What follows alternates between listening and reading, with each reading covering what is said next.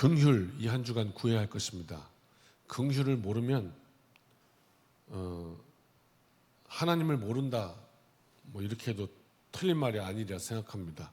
하나님은 긍휼의 하나님이시니까 이 긍휼이라는 이 단어를 빼면, 그 다음 우리가 살아가는 세상, 우리는 사실 정의사회 구현, 그러니까 그 의를 굉장히 사모하는데, 그런데 한번 이런 생각을 해봅시다. 이 세상에, 우리가 살아가는 세상에 긍휼이 없다면, no mercy, 어떡하지? 살 수 없을 겁니다. 이 긍휼이라는 이 한 단어가 이 한 주간 우리에게 이렇게 있기를 바랍니다. 그걸 모르고 태어나서 죽을 때까지 살 수도 있습니다. 우리는 깨달음이 없이 살 수도 있습니다. 지난번에도 간증했습니다만, 제가 택시를 타고 이렇게 가가지고 요금을 지불하면서 친구와 감사합니다, 그리고 내렸단 말이에요. 내리자마자 이 친구가 저에게 뭐가 감사하냐고. 그래서 감사하잖아 그랬더니, 돈 냈잖아, 그런데 뭐가 감사해? 라고 막 따지고 들어서, 야 이놈아, 지금 이 기사분이 자기 시간, 생명을 먹고 지금 우리가 여기까지 왔는데 그게 돈으로 갚아지는 거냐? 감사하지? 그렇게 대답한 적이 있는데 그 친구는 끝까지 이해 못했습니다. 그러니까 이게 이해하는 이가 있고 이해 못하는 이가 있고 그렇습니다. 이 긍휼이라는 이 포인트를 잡고 살아가는 이가 아닌가 하면 죽을 때까지 모르는 사람도 있습니다. 오늘 이 긍휼이라는 것이 하다 보니까 길어져 가지고요, 두 주로 나눠서 좀 살피려고 합니다. 도저히 한 주 하려고 때 안 돼서 하다가 결국 중간에서 잘랐는데, 한번 이 긍휼에 대해서 우리가 이 두 주간 깊이 한번 묵상해 봤으면 좋겠습니다. 첫 번째는 이거죠. 하나님이 나를 얼마나 긍휼히 여겨주셨느냐에 대한 감격입니다. 그래서 감사로 표현됩니다. 두 번째는 그 하나님의 긍휼이 내게서도 나가고 있냐입니다. 인풋이 있으면 아웃풋이 있는데 그 있냐는 거죠. 한번 이거 살펴보면 우리의 삶에는 날마다 기적이 일어납니다. 오늘 그 능력이 우리에게 임하기를 축복합니다. 긍휼, 지금 로마서 11장 가지고 우리가 4번 걸친다고 했는데 이거 또 2개로 자르는 바람에 5번이 됩니다. 첫 번째 기억하십니까? 버리지 않는다. 버리지 않는다. 두 번째, 실패도 사용하신다. 지난주 말씀입니다. 한번 11장 다 한 다음에 그래도 이렇게 또 운전하시거나 이렇게 좀 이렇게 시간이 되시거나 하면 이렇게 앞에서부터 로마서 11장을 차근차근 설교를 다시 한번 들어봐도 좋겠습니다. 정리가 될 테니까요. 그리고 오늘 세 번째 말씀의 제목이 긍휼입니다. 그러니까 이 로마서 본문, 뭐 지금 한참 전쟁입니다. 뭐 이스라엘이냐 이방인이냐, 뭐 구원이 누구부터냐, 택하심이 맞냐, 하나님 살아계시냐, 여러 가지 막 계속 논쟁이 일어나고 있는데 거기에 마지막 딱 정리하는 그 한마디 똑 떨어지는 건 뭐냐? 긍휼입니다. 긍휼이에요. 거기서 정확하게 우리가 하나님을 이해하지 못합니다. 내가 긍휼을 받았음에도 불구하고 이해하지 못합니다. 왜 어떤 사람은 먼저 믿고 어떤 사람은 늦게 믿는지, 왜 어떤 사람은 복음을 듣자마자 마음이 확 열어져가지고 아멘 그리고 구원의 역사에 동참하는데 어떤 사람은 그냥 30년 40년 계속 복음이 들려지는데도 그렇게 완고하게 부인하는지, 왜 하나님께서 이렇게 간절히 기도하면서 전하는데 그 거부하시는지 설명할 수 없습니다. 분명한 건 뭐냐? 하나님의 구원 역사, 거기에 가장 깊은 곳을 들어가 보면 거기서 발견하는 게 뭐냐? 긍휼입니다. 우리가 하나님을 붙잡아서 구원받은 게 아니다. 이 말 자체가 긍휼을 말하고 있습니다. 긍휼. 하나님이 우리를 붙잡아 주셨다. 우리가 하나님을 찾은 것이 아니라 하나님이 먼저 찾아오셨다. 이게 긍휼입니다. 다 긍휼입니다. 우린 자격이 있어서 구원받은 게 아니다. 자격 없는 인생에게 부어졌다. 뭐가? 하나님의 긍휼이 부어졌다. 다 긍휼입니다. 다 잊어버려도 끝까지 남겨두고 기억해야 할 말. 왜? 우리가 쓰러지지 않기, 우리 넘어지지 않기 위해서, 우리가 능력 없이 살지 않기 위해서 꼭 붙들어야 할 말, 그게 긍휼입니다. 긍휼.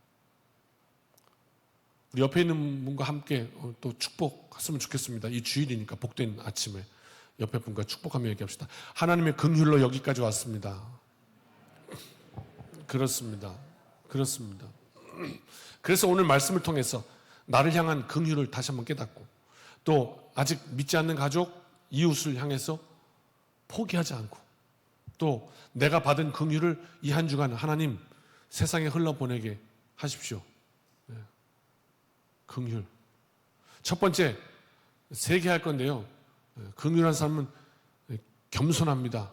또 긍휼은 끝까지 하나님이, 그러므로 인해서, 긍휼로 인해서 마지막 3번째는 부르심과 은사의 후회가 없습니다. 이거 3개 할 건데, 첫 번째부터 다시 한번 읽어봅시다. 시작. 긍휼을 얻은 사람은 겸손합니다. 겸손. 그러니까 이 한 주간 긍휼을 얻은 사람으로서 겸손한 삶이 이루어지시기를 축복합니다. 바울은 25절 말씀인데요. 스스로 지혜 있다고 생각하지 말라. 이렇게 말합니다. 이 긍휼에 대해서 깨닫지를 못하니까.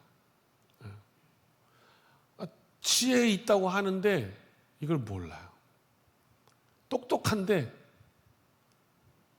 잘 아는 것 같은데 이걸 몰라. 이렇게 얘기하고 있습니다. 로마 교회 안에 이방인 신자들이 많아지고 있었습니다. 자꾸 들어와요. 많은 유대인들은 또 예수 그리스도를 받아들이지 않고, 아니 그 사람들이 하나님의 택한 백성이라고 하는데 그들은 예수를 부인하고 그냥 뭐 택하지 않은 백성이라고 했더니 이방인들은 막 주여 주여 하고 막 영접하고 들어오는 거죠. 뭐 이러다 보니까 또 이방인 신자들의 마음속에 또 교만이 생길 수도 있죠. 예. 하여튼 그래서요. 그래요. 쟤네들은 먼저 됐으면 뭐하냐, 예수 안 믿고 하나님 버렸지, 이렇게. 우리가 영적으로는 더 지혜로워. 쟤네들 하나님이 이스라엘 버렸어, 그리고 우리 택하셨어, 막 그래요. 바울이 단호하게 거절하면서 얘기합니다. 스스로 지혜 있다고 생각하지 말라.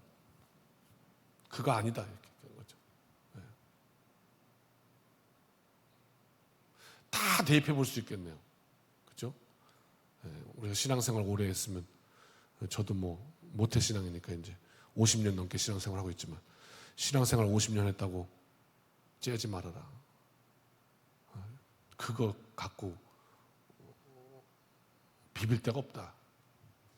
신앙에는 안 된다.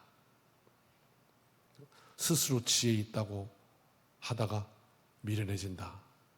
이렇게 말씀하고 있습니다. 그런데 그것 또한 모든 것이 다 긍휼이다. 하나님의 백성이 거부해갖고 이방인이 들어온 거, 이것도 긍휼이고, 이방인도 긍휼하게 여기시고, 이것도 긍휼이고, 그래서 다시 또 하나님의 백성들 불러온 거, 그것도 긍휼이고, 이게 다 긍휼이다. 아니야. 이 세상에 흐르는 하나님의 섭리, 긍휼이다. 네가 하나님의 마음을 알고 하나님의 역사를 보기 원한다면 이걸 좀 알아야 될 텐데 라고 말씀하고 있는 거죠. 이게 뭐냐? 신비다. 25절. 하나님의 구원 계획, 그리고 신비다. 신비라는 말은 감춰져 있다는 거 아니에요. 잘 몰라 사람들이. 감춰져 있으니까 찾아내야 볼 수 있는 거예요. 그게 뭐냐? 긍휼입니다. 신앙의 연수가 우리가 늘어갈수록 계속 한 해 한 해 늘어가잖아요. 그럴수록 내 인생에 이 긍휼이라는 단어가 커져야 합니다. 얼마 전에 긍휼의 이해라는 제목으로 말씀도 전하기도 했는데, 긍휼. 나의 오랜 신앙의 연수가, 내가 목사인데 내가 장로인데, 내가 권사인데, 내가 신앙생활 30년 차인데, 내가 40년 차인데, 이것이 내 입술에서 커지는 게 아니라 하나님께서 나를 얼마나 긍휼히 여겨주셨나. 이게 자꾸 커지니까 그럼 어떻게 되겠습니까? 자꾸 겸손해진다. 자꾸 겸손해진다. 그게 더 커져야 할 것입니다. 연수가 오래될수록 주님의 긍휼 때문에 복된 인생 되시길 주님의 이름으로 축복합니다. 물에 빠진 사람이 구조대원의 손에 붙들려가지고 살아납니다. 그 병원에 이제 실려옵니다. 구조돼서. 그랬더니 기자들이 막 몰려와가지고 이 구조된 사람한테 어떻게 사시냐고 인터뷰를 하는 거예요. 이 구조된 사람 하는 이야기 좀 들어보십시오. 제가 수영을 좀 합니다. 기가 막힌 판단력이 갑자기 딱 해서 저 사람한테 가야 산다. 그래갖고 구조대가 절 볼 수 있도록 막 물속에서 미친 듯이 댄스를 췄죠 뭡니까? 막 이러면서 그래갖고 제가 살았습니다. 이러고 있네. 그 사람이 산 이유를 몰라요. 구조대원이 생명을 버려 뛰어들어서 그를 붙들어 줬기 때문에 산 거잖아요. 모른다니까요. 자기가 댄스 춰갖고 살았다고 그러는 얘기. 그러고 있습니다. 물에 빠진 사람이 자랑할 것이 있으면 자기 능력이 아니라 자신을 구한 사람의 용기와 은혜 아닙니까? 구원이 그렇지 않습니까? 어느 날 꿈을 꿨는데 여러분도 그런 꿈 꿔보신 적 있습니까? 아무리 애를 써도 절대로 빠져나올 수 없는 늪에 빠져갖고 헤어나오려고 막 이러는데 계속 빠져. 와, 이거 죽겠는 거죠. 막 그렇게 그냥 계속 허우적대다가 이제 죽은 거예요. 딱 깼더니 꿈이야. 아유, 살았다. 나만 있나 그런 경우? 아우, 살았다. 겨우 살았다. 이 아이 꿈이었구나. 악몽이었구나.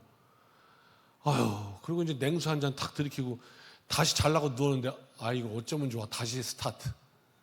아까 그 장면으로 똑같이 돌아갔어. 그런 경험 없어요? 있어요? 야, 아니 안 끝나. 네버 엔딩. 또 깼어. 꿈이었네. 아이고 왜 그래. 잠은 또 이어져. 한 5-6번을 그런 적도 있어. 그거 뭐라고 그래? 가위 눌렸다고 그러나? 네, 계속 반복되는 거. 왜 그럴까? 그럴 때는 방을 옮겨서 자면 괜찮을 것 같은데. 그죠? 무의식 중에 자꾸 이렇게 뭐가 이렇게 이불이 땡긴다든지 뭐 이런 걸로 그럴 수 있으니까. 아무튼 이거 어떻게 보고 연속곡도 아니고 계속 헤어나올 수 없어. 죄의 바다를 죄의 늪에서 헤어나올 수가 없어. 이제 이 지긋지긋한 생활 좀 청산하고 진짜 멋지게 살아보고 싶은데 나 헤어나올 수가 없어. 악몽이 악몽. 헤어나올 수가 없어. 죄의 바다에서 헤엄치는 게 이런 겁니다. 절대로 거기서 헤쳐나올 수 있는 존재도 아니고 능력도 없습니다. 예수 십자가로 인해서 죄의 사슬에서 끊어내시고 안 돼! 안 해! 거부할 수 있는 자유를 주시고 나를 풀어내시고 구원하시는 거예요. 그래서 어떻게 이러는 일이 일어났나 내 인생에. 그리고 다시 살펴보니까 어떻게 일어났겠뇨. 예수님께서 나를 붙잡으시려고 끌어내시려고 그 죄의 바다 한가운데로 들어오셨어요. 그래서 목숨 버려서 나를 꽉 붙잡아서 끄집어내신 거예요. 왜? 그랬더니 구원 받아가지고 내가 댄스를 잘 춰갖고 구원 받았다고. 네. 아닌 거죠. 믿는 사람의 고백은 내가 해냈다 아니고 주님이 살리셨다 잖아요. 한번 해볼까요? 그렇게 우리 믿음의 고백으로 다시 한번 따라 하실까요? 주님이 살리셨다. 예, 그래요. 내가 믿음을 지켰다 아니고 주님이 붙들어 주셨다. 그게 긍휼이에요. 근데 자꾸 그걸 잊어버린다고요. 그게 긍휼인데 그걸 자꾸 놓쳐요. 하나님을 내가 선택했다가 아니고 하나님이 나를 붙잡아 주셨다. 사랑하는 성도 여러분, 오늘요 이거 좀 다시는 안 잊어먹게 우리 한번 깊게 한번 짚어봅시다. 그게 은혜니까. 오래 믿은 신앙의 연륜으로 인해서 나도 모르게 내 안에 자란 교만 없나요? 이 실체가 뭐냐면요. 이 긍휼을 자꾸 지워버리는 이 실체가, 안 보이게 만드는 이 실체가 뭐냐면요. 이거예요. 그래도 내가 저 사람보다 낫지. 아유, 내가 그래도 저렇게 살진 않았어. 야, 나는 그래도 기도도 많이 하는데, 나는 헌금도 많이 하고, 나는 봉사도 하고. 이게 자꾸 긍휼을 지워요. 신앙생활 하면서 자꾸 사람 등급 나눠요. 이 사람은 괜찮은 사람. 이 사람은 이렇게 멀리할 사람. 저 사람은 같이 밥 먹을 사람. 이 사람은 하나님의 긍휼 앞에 우리가 서 있으면 이런 거 안 되잖아요. 그렇죠? 네. 다시 한번 돌아보자고요. 우리 함께. 자꾸 잊어버리니까. 무릇 지킬 게 뭐라고요? 네 마음 지키라고 그랬잖아요. 어떻게요? 어떻게 지키죠, 내 마음을? 이 긍휼이라는 게 요 안에 딱 있으면 지킬 수 있다고요. 긍휼. 하나님의 긍휼. 교회는 의로운 사람들이 모여서 죄인을 평가하는 재판정이 아니니까. 죄인들이 예수님의 은혜로 치료받는 병원이니까. 예. 설교가 좀 오늘 듣기에 좀 아플 수도 있다고 생각해요. 저도 아프니까요, 지금. 그렇지만 오늘 말씀은 우리가 분명히 봐야죠. 네. 어떻게 구원받았는지를 선언하고 있으니까요. 그래서 조금 먼저 치료받은 사람이 아직 아픈 사람을 향해서 손 내밀어 주는 곳, 그것이 우리 교회가 돼야지. 그래야지 교회가 부흥하죠. 우리 교회는 직분이 높아질수록 더 겸손합니다. 아멘. 신앙생활을 오래 하면 할수록 더 눈물이 많아집니다. 아멘. 왜? 긍휼이 깊어지니까.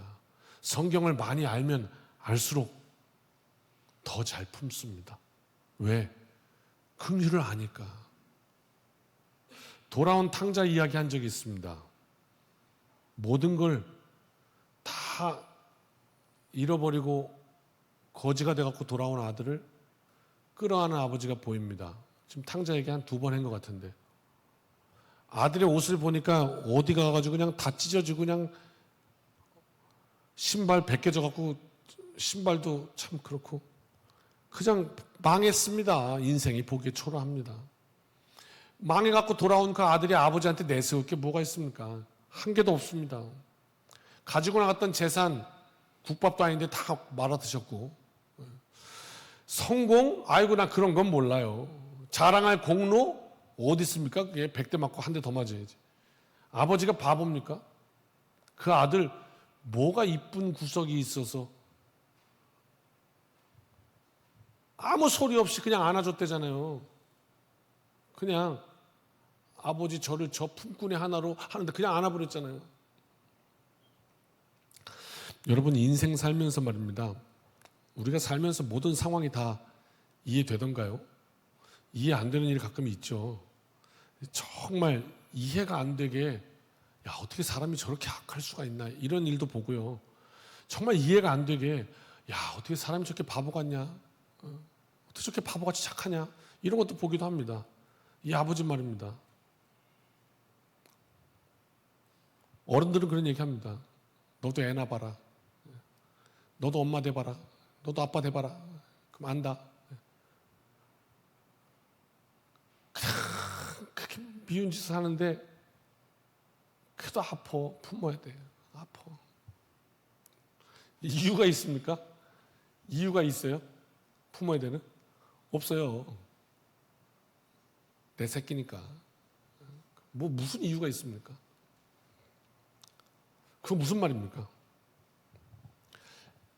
예수님 만나고 그리스도의 사랑을 한번 알고 나면 내가 왜 내 인생을 긍휼로 살아야 하는지를 알게 될 거야. 그 말 아닙니까?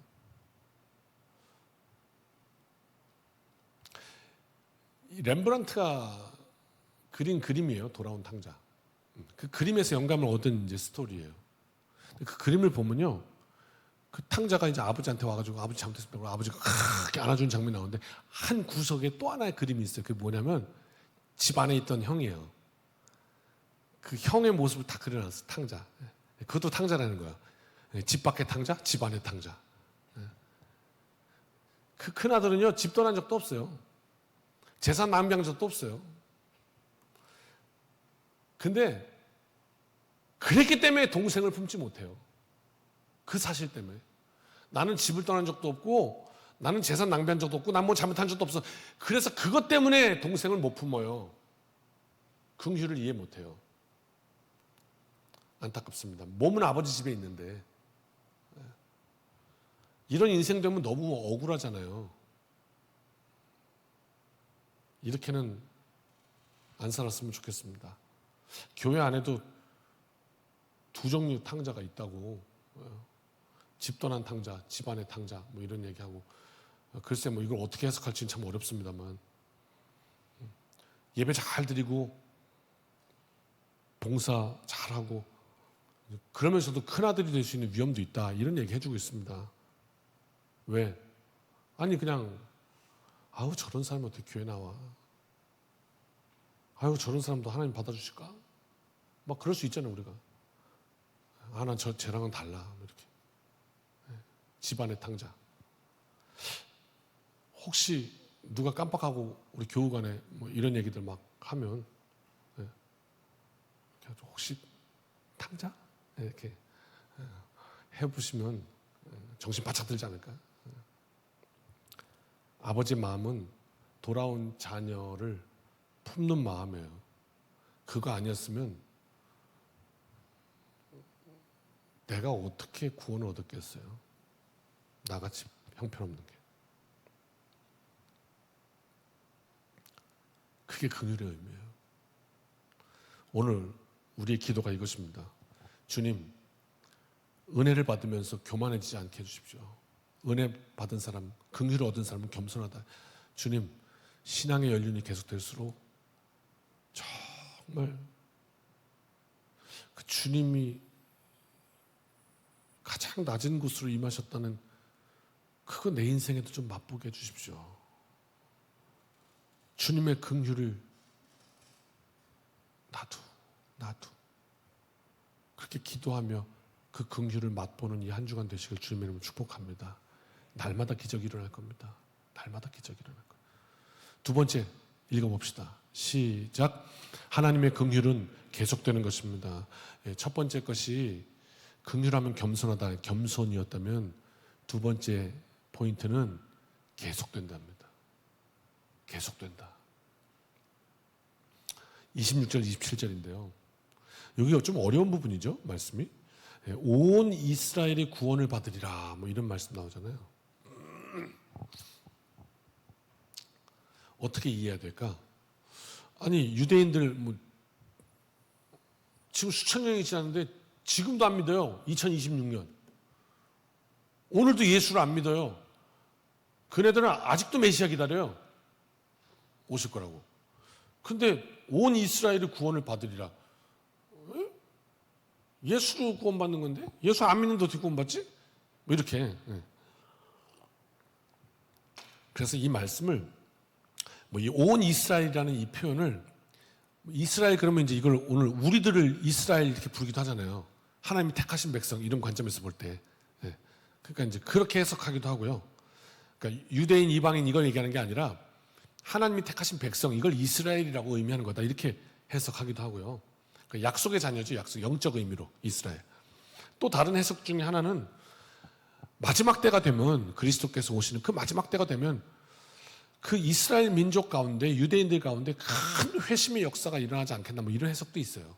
이렇게 몇 가지 이제 해석들이 있는데요. 이 부분 해석의 차이는 있습니다. 그러나 분명한 사실이 있습니다. 뭐냐?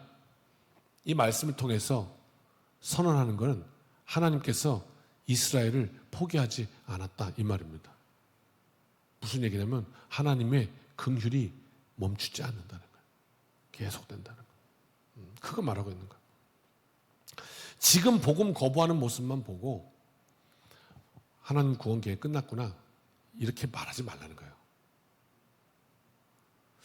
이거 우리한테도 좀 해당되는 이야기 같습니다. 참 안타까운 일이지만, 내가 가족들, 친척들 30년을 내가 교회 갑시다 그러는데 안 돼요. 그런데 오늘 말씀은 하나님의 긍휼이 계속되는 거래요. 아직 끝난 게 아니라는 거예요. 그 이야기를 해줘요. 현재 불신앙으로 이스라엘은 끝이다. 어떻게 네가 그렇게 말을 하냐? 이러는 거예요 지금. 사람의 불순종보다 하나님의 긍휼이 더 깊어. 그 맛을 좀 봐야지. 하나님의 긍휼이 멈추지 않는다는 우리 인생의 그 맛을 좀 봐야지. 그 믿음으로 아멘 그러고 살아. 이렇게 말씀하는 거죠. 사람이 문을 닫으면 끝난 거냐? 아니야. 하나님께서 다시 여셔. 이렇게 말하는 거죠. 나는 지금 현재만 보는 거예요. 그러니까 자꾸 끝났다고 그러는 거예요. 근데 하나님은 그 끝을 보고 계시다고. 진짜로 마지막을 보고 계시다고. 우리가 볼 때 끝난 것 같아도 하나님은 아직 아니라는 거죠. 한겨울에 나무 보셨지 않습니까? 아무 생명도 없는 것처럼 그냥 다 죽은 것 같잖아요. 그냥 잎판이 다 떨어지고 가지는 메마르고 꽃이 있습니까? 열매가 있습니까? 그냥 아유 죽었구나 나무 그렇게 보이는데 나무를 모르는 사람은 그렇지 않습니까? 끝났구나 저거 아유 죽었구나. 그러나 봄이 오면 너무 신비하지 않습니까? 그 말라 비틀은 것 같아서 이게 싹이 납니다. 겨울 동안 생명이 사라진 게 아니라 감춰져 있었던 겁니다. 감춰져 있었어요. 겨울나무. 우리 가족 중에 겨울나무 없습니까 혹시? 우리 친구 중에? 아무리 복음 전해도 미동도 없어. 겨울나무. 그럼 우리는 이제 그걸 알았으면 그 겨울나무 안에서 역사하시는 하나님의 긍휼을 봐야죠. 그렇습니다. 일하고 계시구나. 죽은 것 같아도 일하고 계시구나. 봐야죠. 아직 하나님이 일하신다. 이게 오늘 두 번째 말씀입니다. 아직 하나님이 일하신다. 긍휼이 끝나지 않았다. 믿지 않는 남편도 포기하지 마십시오. 교회 떠난 자녀들도 포기하지 마십시오. 마음 굳어진 부모님들 포기하지 마십시오. 수없이 넘어지는 사람 포기하지 마십시오. 왜? 긍휼.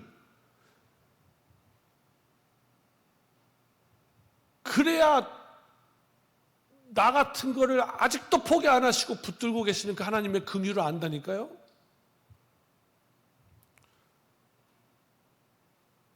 내가 너를 포기하지 않는 이유.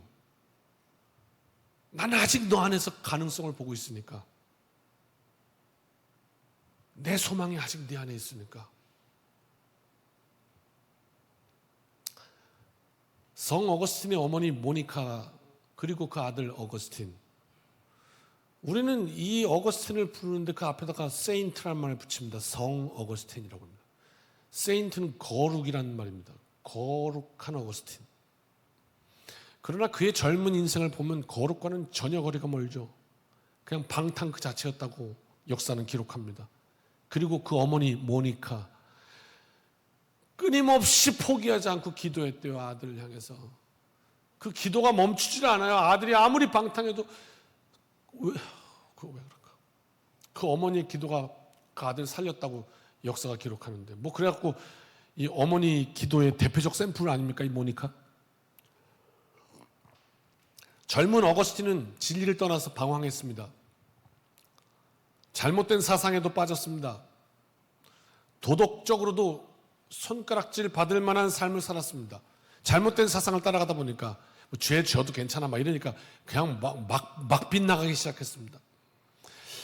어머니가 보기에 아들의 영혼이 점점 하나님께서 멀어져 갑니다. 근데 모니카가 포기하지 않습니다. 오랜 세월 눈물로 기도합니다. 결국 모니카한테 어떻게 너 그랬냐? 어떻게 이렇게 아들을 안 포기하고 그렇게 끝까지 그랬냐? 그랬더니 모니카가 그랬대요. 인터뷰하는데. 기록된 겁니다. 한 목사님이 어느 날 나한테 찾아와가지고 모니카 기도하는 아들은 망하지 않아. 그랬대요.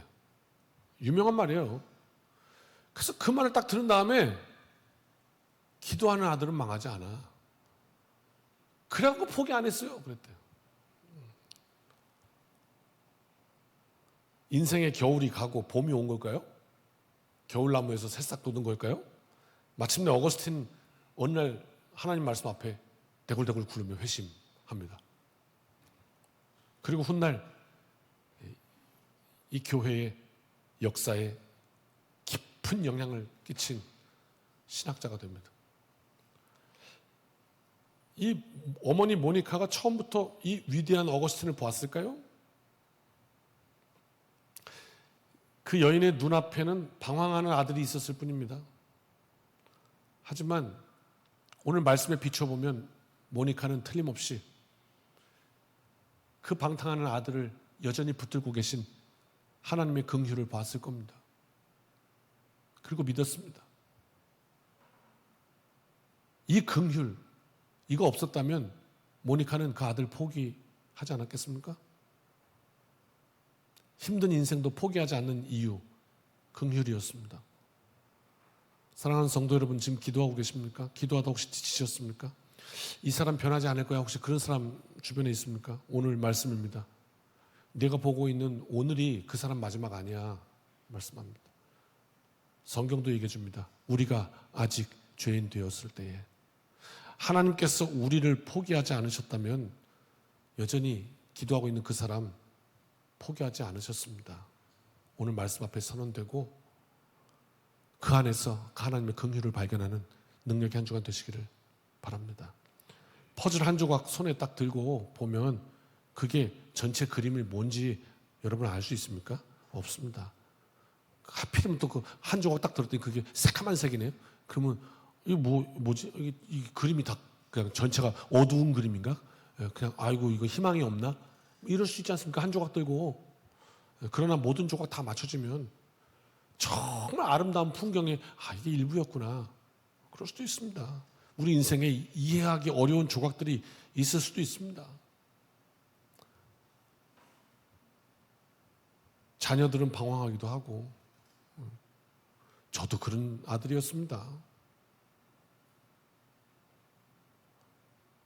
가족들의 불신앙도 있고 반복되는 실패도 있고 응답되지 않는 기도도 있고 완고한 마음도 있고 근데 한 조각만 들고 어떻게 말합니까? 이게 틀렸다. 이게 어떻게 그럽니까?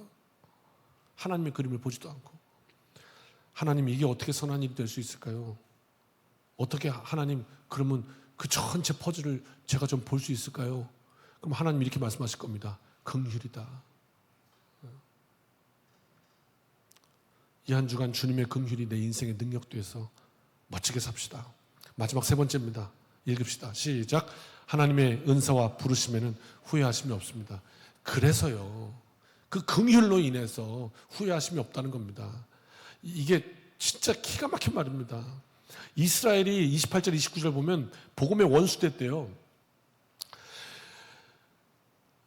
그러나 하나님께서 아브라함과 이삭과 야곱에게 주신 약속으로 보면 여전히 사랑을 입은 백성이거든요.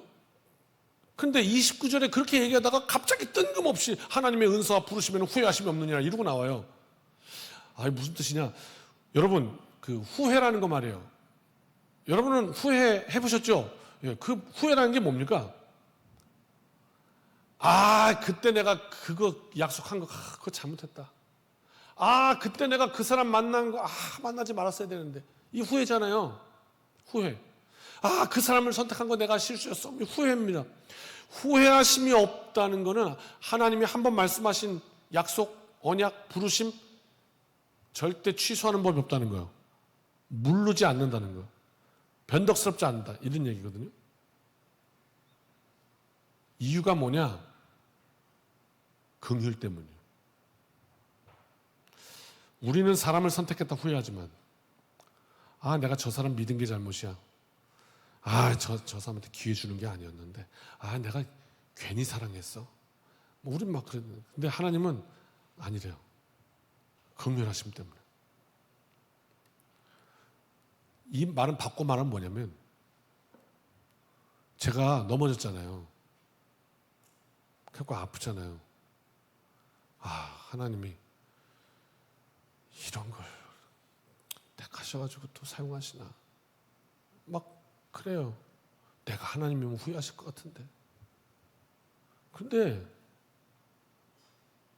이게 무슨 뜻이냐면 하나님이 알고 계셨어. 너 넘어질 거.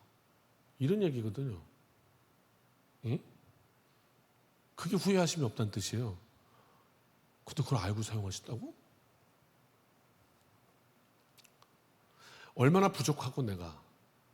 여러분은, 저는 내 얘기를 하는 거고 제 얘기를 하는 거고, 여러분은 여러분 얘기하시면 됩니다. 내가 얼마나 부족하고 내가 얼마나 잘 넘어지는지 아시면서 부르셨어. 하나님이 베드로 부르실 때 베드로가 예수님 3번 부인할 걸 모르고 부르셨나? 아셨는데 불렀대요. 하나님이 야곱을 택하실 때 그놈 그냥 말하는 사람마다 입 척척 해가지고 속임수의 달인 야곱, 그거 모르고 부르셨나? 알았어. 그럼에도 불구하고 끝내 큰 그림에 그 야곱을 이스라엘 되게 하십니다. 하나님이 다윗 세우실 때 그 연약함을 모르셨을까? 아셨습니다. 그럼에도 회개하고 다시 돌아오는 그를 일으켜 세우십니다. 하나님이 우리를 부르실 때 우리의 실패를 모르셨겠나? 그게 긍휼입니다. 놀라운 신비. 그게 후회하심이 없다는 뜻입니다. 하나님의 부르시면. 그러니까 내가 부르심을 입었습니다. 전 목사로서 부르심을 입었습니다. 또 직분으로 입었습니다. 각 자리에 봉사 입었습니다. 여성교회 회장, 속장, 청년회장 부르심만 입었습니다. 하나님께서 또 은사를 주셨습니다. 그거 가지고 막 헌신합니다. 근데 어느 날 잘 안 됩니다. 속상합니다. 내가 목사인데 이렇게 나는 그러냐? 그래요. 근데 갑자기 말씀이 뭐라고 하냐? 하나님의 부르심의 은사는 후회하심이 없어. 모르셔서 부르신 거 아니야. 모르셔갖고 부르셨다면 후회하시겠지. 내가 너가 진짜 이럴 줄 몰랐다 내가. 그럼 후회하시겠지. 아니라니까요. 후회가 없다. 하나님의 부르시면. 그게 긍휼입니다. 긍휼. 근데 여러분, 이게 왜 지금 제가 말씀드리면서 이게 기가 막힌 얘기라고 했냐면요. 우리 제가 전율이 돋았던 것처럼 같이 좀 그렇게 이렇게 느꼈으면 좋겠는데 제가 말주변이 없어가지고 이게 왜 놀라운 신비냐면요. 아니 내가 이렇게 연약한 거를 모르셔가지고 하나님이 그냥 부르셨다가 내가 이렇게 실수하고 형편없고 그래갖고 하나님이 그냥 그러면 이해하겠는데 다 아시면서도 하나님께서 그래도 내가 너를 빚어서 사용하려고 그런다 하신다고 하면 감동이 없습니까? 이거 어떻게 하려합니까? 나 이것 때문에 안 될 것 같아. 그런데 하나님이 나 그래 다 알아. 너의 약점을. 너의 연약함을 알아. 근데 내가 그것도 같이 가지고 사용하려고 이렇게 다가오시면 그게 감동이 없습니까? 그러므로 지금까지 내가 살아있는 것, 지내온 것, 나의 신실함 때문이 아닙니다. 우리를 향한 하나님의 부르심이 신실하기 때문입니다. 예레미야 18장 지난번에 살펴본 적이 있습니다. 말씀드린 적이 있습니다. 다시 한번 여러분 들어보십시오. 그 이야기를. 하나님께서 예레미야를 토기장의 집으로 가라 그래서 보내셨습니다. 갔더니 토기장이가 진흙으로 막 그릇을 만들고 있었습니다. 근데 그릇을 만들다가 그릇이 빡 하고 깨져버렸습니다. 그릇이 깨졌으면 버려야 하잖아요. 근데 토기장이가 그 진흙을 버리진 않습니다. 다시 그 주워 담더니 쿡쿡쿡쿡 해가지고 다른 그릇을 만듭니다. 진흙이 토기장의 손에서 벗어나 바닥에 버려진 게 아니라 모양은 무너졌지만 여전히 토기장이 손 안에 있어요. 그리고 다시 빚어요. 우리 인생, 예레미야 18장 통해서 하나님이 보여주시는 거예요. 우리 인생도 모양이 무너집니다. 넘어집니다. 계획된 대로 안 돼요. 잘. 신앙생활 잘하고 싶은데 넘어집니다. 사명 감당하고 싶은데 실패합니다. 제 얘기입니다. 자녀 잘 키우고 싶었는데 자녀 뜻대로 되시던가요? 힘듭니다. 그러면 그때 그 시간에 분명히 찾아오는 거 있습니다. 뭡니까? 사단. 이렇게 말합니다. 틀렸지? 망가졌지? 야, 하나님도 포기하셨어요. 근데 오늘 예레미야 18장 동안 하나님 말씀하신 게 뭔지 압니까? 아니, 아직 내 손에 있어. 말씀하시는 겁니다. 긍휼이 끝나지 않았다고. 오늘 우리에게 소망이 있는 이유는 나 인생 살면서 나 한 번도 망가진 적 없어. 그거 아닙니다. 망가진 우리를 다시 빚으시는 토기장의 손, 그 안에 우리가 있기 때문입니다. 하나님의 긍휼은 실패한 사람에게 다시 일어서는 기회를 줍니다. 베드로 예수님께 자신 있게 말했잖아요. 다 주님을 버려도 나는 버리지 않겠습니까? 그랬습니까? 아니요. 진짜 창피하게 넘어졌습니다. 뒤로 발락 넘어졌습니다. 예수님 3번이나, 그것도 예수님 가장 어려울 때, 세상에 사람 어려울 때 배신하는 거 그거 아니지 않습니까? 베드로, 그리고 아이고 잘했다, 배신하기 잘했다 그랬겠습니까? 자기 자신을 향해서 좌절감이 없었겠습니까? 아유 진짜 등신 같은 놈, 입으로 그런 말이나 하지 말지, 그러지 않았겠습니까? 제자 자격이 없다, 주님 나를 부르신 거 너 나를 따라오너라, 내가 너를 사람 낚는 어부가 되게 하리라. 아 주님 진짜 후회하시겠다, 내가 너를 왜 불렀을까, 너 그런 놈인지 진짜 몰랐다, 아 얼마나 그러실까. 안 그러셨습니다. 주님 너 나 사랑하냐 물으시고 내 양을 먹이라 다시. 왜? 주님 부인하는 넘어지는 그 순간, 그게 베드로의 마지막 장면이 아니었으니까. 오늘 실패하고 아파하는 내 모습, 이게 내 삶의 마지막 장면 아니니까. 하나님께서 분명 그 끝날까지, 내 지난 엊그제 금요일 날도 설교하면서 울었는데 그냥 부족한데 착하고 충성된 종아, 그냥 그렇게 불러주신다니까 그게 얼마나 감동이 돼요. 그리고 내 양을 먹여라 말씀하시니까. 예수님의 긍휼과 회복, 이게 마지막 말이라고요. 우리 인생에. 나는 자격이 없습니다. 난 너무 많이 넘어졌습니다. 하나님도 나를 안 쓰실 것 같습니다. 물론 죄는 가볍지 않습니다. 진실한 회개가 필요하고 잘못된 건 바로 잡아야 합니다. 그럼에도 불구하고 베푸시는 그 하나님의 긍휼을 볼 수 없다면 우리는 일어나지 못합니다. 이게 오늘 말씀입니다. 이 한 주간 우리가 붙들 말씀. 다음 주에 그리고 그 긍휼의 또 새로운 면을 볼 것인데, 우리의 실패보다 하나님의 긍휼이 큽니다. 우리의 상처보다 하나님의 은혜가 깊습니다. 우리의 과거보다 하나님의 미래를 막을 수 없습니다. 우리의 과거가. 주님 말씀하시면 주님 그 긍휼로 인해서 제가 다시 일어나렵니다. 저 실패했습니다. 그러나 주님 사랑합니다. 다시 일어나렵니다. 주님 나 부족합니다. 그러나 다시 사용하시겠다니, 부르심과 은사에 후회하심이 없다니, 제가 그 말씀 믿고 다시 일어나 보겠습니다. 주님 제 인생 주님의 손에 있습니다. 다시 빚어주십시오. 그래서 은사와 부르심에는 후회하심이 없는 겁니다. 말씀을 정리합니다. 1. 긍휼을 얻은 사람은 겸손합니다. 하나님의 긍휼이 영광되는 인생 되시길 축복합니다. 2. 하나님의 긍휼은 계속됩니다. 그 긍휼이 내게서 멈추지 않게 하옵소서. 끊임없이 흐르게 하소서. 기도하고 승리합시다. 3. 하나님의 은사와 부르심에는 후회하심이 없습니다. 날 부르신 하나님의 뜻 반드시 칭찬받는 멋진 인생 되게 해주십시오. 우리 모두가 하나님 앞에 긍휼로 말미암아 이 한 주간 넉넉히 이기며 또 그렇게 멋지게 사시기를 주님의 이름으로 축복합니다. 우리 함께 찬양합시다.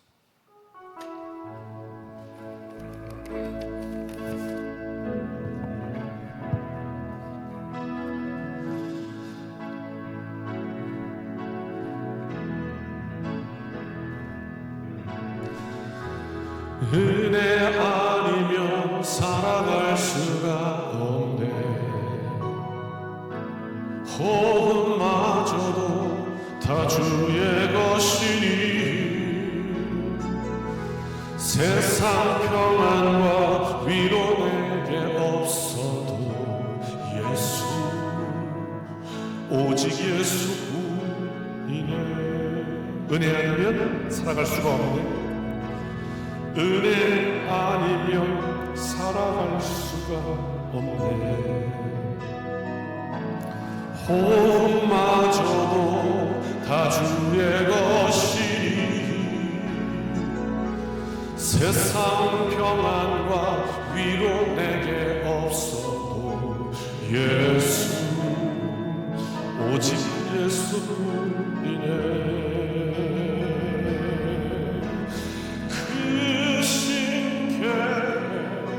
다 볼 수도 없고 작은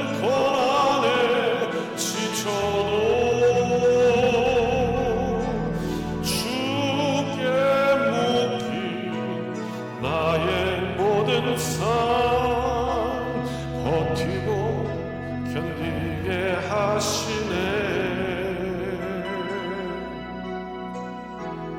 은혜 아니면 살아갈 수가 없네. 나의 모든 것 다 주께 맡기니 참된 평안과 위로 내게 주신 주 예수, 오직 예수뿐이네. 예수, 예수, 오직 예수뿐이네.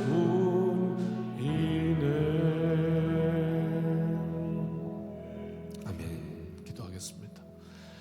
이제는 우리 주 예수 그리스도의 크신 은혜와 아버지 하나님의 무한하신 사랑하심과 성령님의 동행하심이 긍휼 다시 한번 우리의 마음속에 깊이 간직하며 믿음으로 승리하기를 소원하고 결단하며 이 문을 나서는 여기 모인 주님의 백성들, 자녀들 머리 위에 이제로부터 영원까지 함께하여 주시기를 축원하옵나이다. 아멘.